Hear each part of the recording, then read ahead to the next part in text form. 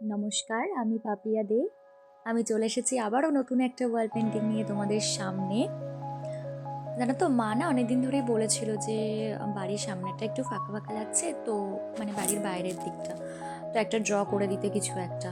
তো আমারও সময় হচ্ছিল না আর কি করার।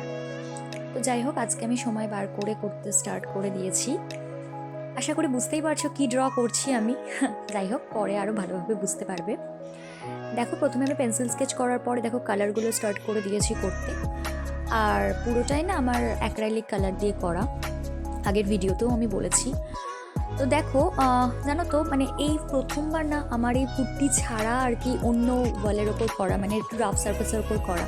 প্রত্যেকবার আমি পুট্টির ওপরেই করেছি এর আগে, কিন্তু এইবার না আমার ওই মানে আমাদের আউটসাইডটা না কী করা আছে বলো তো, প্লাস্টারিংয়ের ওপরে জাস্ট প্রাইমার করা আছে, তো সেই জন্য একটু প্রবলেম হচ্ছিল। বাট ঠিক আছে, নো ম্যাটার, সব কিছুই প্র্যাকটিস করতে হবে, ট্রাই তো করতেই হবে, তাই না? তো যাই হোক, দেখো এখানে গোপুর আমি লিপটা করছি, সমস্ত কিছুই ডিটেলিং গুলো করতে হচ্ছে। তো জানো তো, টাইমটা না অনেকটাই লেগেছে করতে। কেন বলো তো, দেখে হয়তো ছোট লাগতে পারে, কিন্তু না এটা বেশ বড় হয়েছে, কিন্তু মিনিমাম 4.5 ফিটের কাছাকাছি তো লম্বাই আর কি। তো সেই জন্য টাইমটা একটু বেশি লেগেছে। আমার মায়ের তো খুব পছন্দ হয়েছে। তোমরা জানিও তোমাদের কেমন লেগেছে। দেখাবো অন্য একটা ভিডিওতে। ততক্ষণের জন্য ভালো থাকো, সুস্থ থেকো, টাটা।